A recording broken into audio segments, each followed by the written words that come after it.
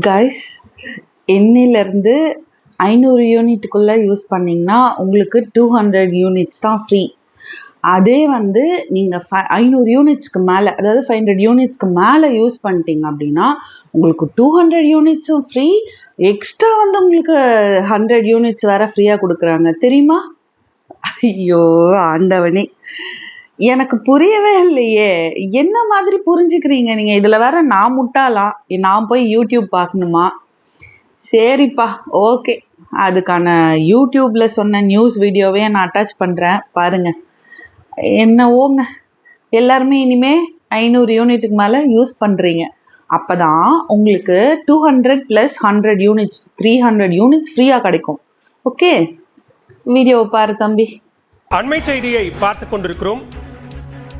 முதலமைச்சராக ஜோசப் விஜய் பதவியேற்று முதல் 3 கோப்புகளில் கையெழுத்திட்டார். அதில் 200 யூனிட் இலவச மின்சாரம் என்கிற ஒன்று பிரதானமாக இருந்தது. இந்நிலையில் அது தொடர்பான விளக்கத்தை தமிழ்நாடு மின்சார வாரியத்தினுடைய செயலாளர் வெளியிட்டிருக்கிறார். இது தொடர்பான கூடுதல் விவரங்களோடு இணைகிறார் சிறப்பு செய்தியாளர் அவினேஷ். அவினேஷ், விவரங்கள்.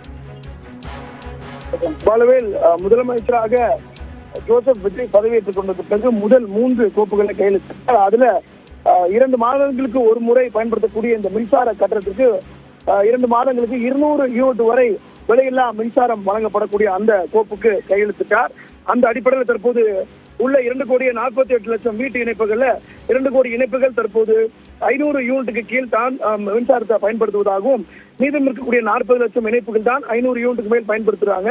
எனவே இந்த 2 கோடி இணைப்புகளும் 200 யூனிட் வரை மின்சாரம் இலவசமாக கிடைக்கும் எனவும் அரசு தரப்பில் தெரிவிக்கப்பட்டிருக்கிறது.